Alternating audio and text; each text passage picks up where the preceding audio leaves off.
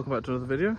So today you join me on the River Avon in Chippenham, and today we're going to be doing some pike fishing. Now I've got a dead bait float rod and I've got a spinning rod, so I'm just going to sort of arrive at the walk up the next sort of probably mile and a half of the river, stopping in likely looking areas, and yeah, chuck a dead bait out on a float. I've got a sort of selection of lures that I can chuck about and see if I can catch one. So the kit I'm using today is I've got my 8-foot 2-pound test curve carp stalking rod. I've got that on a 4,000 size reel, I think it is. Sorry, 3,000 reel, and that's loaded with 30-pound whiplash. And then I've got, just at the line, I've got a float stop, I've got a handmade pike bobber, my bead just to protect the float, followed by an ounce olivet, followed by another bead just to protect the knot on the swivel, and then that swivel is down to a trace, which got 2 sets of trebles, size 8. And on that, just going to be putting some sardines. I nipped up to Morrison's this morning to get. So yeah, hopefully nice oily bait, get some scent in the water, and hopefully there'll be some pike about.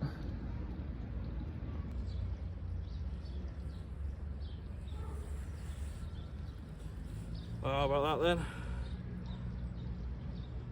I've been spinning for sort of quarter of an hour.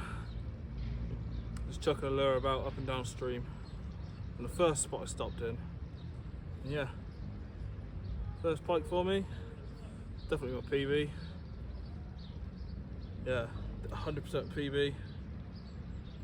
Pike I had before have only been sort of 2 or 3 pound little jacks, and this is probably 4 or 5 pound. So yeah, I'm well happy with that. Right in the margin, under the rod tip. Savage little scrap. Buzzing. Yeah, I'll get him back and I'll show you what I had of him. So just going to show you the actual setup I used that I'm using for spinning. Now this is a cheap spinning rod. It hasn't actually got a brand on. Yeah, it just come up as a sort of rod and reel combo at car boot, I think it was, one year. With that, it's got an XT match reel that I've loaded with 30-pound whiplash. Again, same as your mother rod. It's actually extendable, so sort of like a retractable rod. Folds down. I think in total it's about this long, which is about a foot and a half. Now the actual lure I used was this little imitation perch, sort of jigging it along, and yeah, that pike come up and snatched it right in the margin. So yeah, let's see if we can get another one.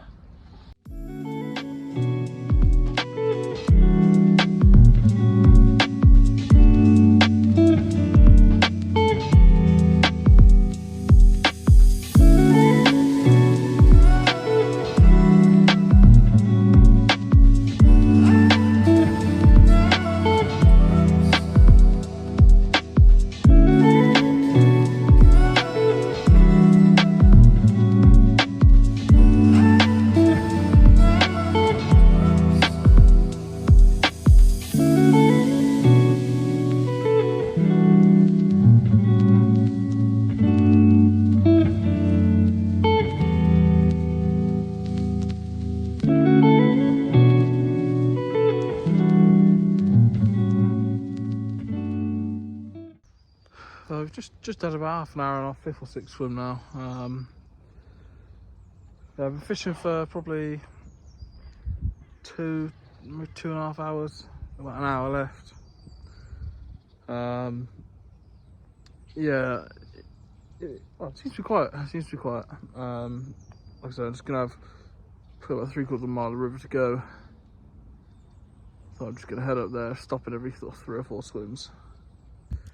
So I'm just going to address the use of gloves for pike fishing. Now, this is my first time out piking properly for probably 15 years.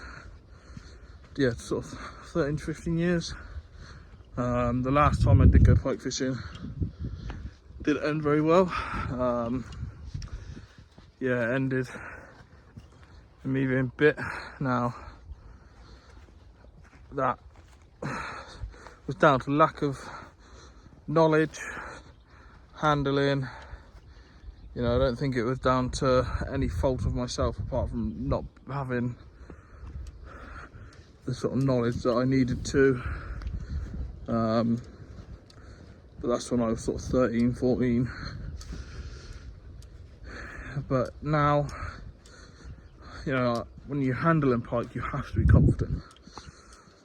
Now, for me, using gloves is what makes me feel a little more confident in handling the pike and keeping them safe while they are in the bank.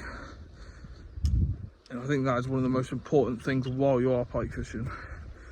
At the end of the day, if you go to pick a pike up, you drop it, or you know, it lashes and you haven't quite got hold of it, then it's dangerous. It is dangerous. Which is why, like I said, I feel more confident using a glove, so I've got better grip and I feel safer for myself and the fish. So yeah, that's just clearing out why I'm using a glove. Like that, keeps your hands a little bit warmer. But yeah, it doesn't harm the fish in any way. They're always wet when I touch the fish. So yeah, that is just why I use a glove. So I spent probably half an hour in the last 4 or 5 swims down. And now I've come up to this one, which is my last one. And I'm just going to flick a dead bait on the float out. I've got sort of 25 minutes left. I lost my last trace. Stupidly, I only come out with 1 today. Just purely that was all I could find in the garage. So yeah, I need to get some more of them. But yeah, that was all I had for, so I'm just done spinning now. So yeah, I'm just gonna put the dead bait out on the float rod, give it like 20-25 minutes and then head off. So this is how I hook my dead bait. So obviously I've got 2 sets of trebles. I go 1 through the eye. Obviously 2 of these hooks are barbless, and then there's 1 that is still got the barb on, which is the one I use for the bait. So that one in there, it's got a barb on, and then I go in, I go behind and out through behind the backbone, so that will hang just like that in the water. So I've just got my dead bait. I've just got one right down in the margin here. I did see a big swirl in it when I got here, so hopefully I haven't spooked it completely. It's been out there probably about 5 minutes. So about 20 minutes left before I need to head off. So I'm probably going to wrap the video up here. So if you have liked this video, then please do like and hit that subscribe button as well. I'm trying to grow this channel as big as I can. And the more subscribers and likes is going to help it grow. Now, like I said, this is my first pike video, first pike trip in a while, in a good 10 years. Right. So yeah, it's been good. I felt confident while I'm out, so it's definitely going to be a couple more before the season's out. Whether it be rivers, canals or lakes, a bit of mixture, I think. So yeah, if you have liked this video, then please hit that like button, hit that subscribe button as well. Yeah, I'll see you next time. Thanks for watching. Take care and enjoy your angling.